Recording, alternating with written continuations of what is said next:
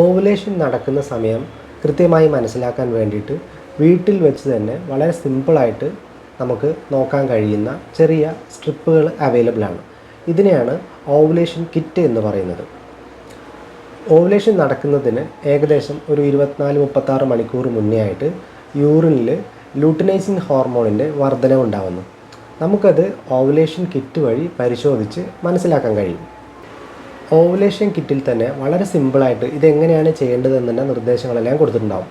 നിങ്ങളുടെ യൂറിൻ്റെ സാമ്പിൾ ശേഖരിച്ചതിന് ശേഷം നിങ്ങൾ ഓവുലേഷൻ കിറ്റ് ഉപയോഗിച്ച് കഴിഞ്ഞാൽ അതിൽ കൃത്യമായ ഒരു അടയാളം വരും, അല്ലെങ്കിൽ ഒരു കളർ ചേഞ്ച് കാണുന്നത് വരെ നിങ്ങൾക്ക് ഓവുലേഷൻ കിറ്റ് ഉപയോഗിക്കണം. അപ്പോൾ നിങ്ങൾക്ക് മനസ്സിലാവും LH ലൂട്ടിനൈസിങ് ഹോർമോണിൻ്റെ വർധനവ് വന്നു, ഓവുലേഷൻ സംഭവിച്ചു എന്ന് നിങ്ങൾക്ക് അനുമാനിക്കാം. പീരീഡ്സിൻ്റെ സൈക്കിളിനെ മനസ്സിലാക്കി ഏകദേശം ഓവുലേഷന് കുറച്ച് ദിവസങ്ങൾക്ക് മുമ്പെയാണ് നമ്മൾ ഓവുലേഷൻ കിറ്റ് ഉപയോഗിച്ച് തുടങ്ങേണ്ടത്. അതായത് ഉദാഹരണം പറയുകയാണെങ്കിൽ 28 ദിവസമാണ് പീരീഡ്സിൻ്റെ സൈക്കിൾ എന്ന് പറഞ്ഞാൽ നമ്മൾ 11ാമത്തെ 12ാമത്തെ ദിവസം തൊട്ട് നമുക്ക് ഓവുലേഷൻ കിറ്റ് ഉപയോഗിച്ച് തുടങ്ങാം.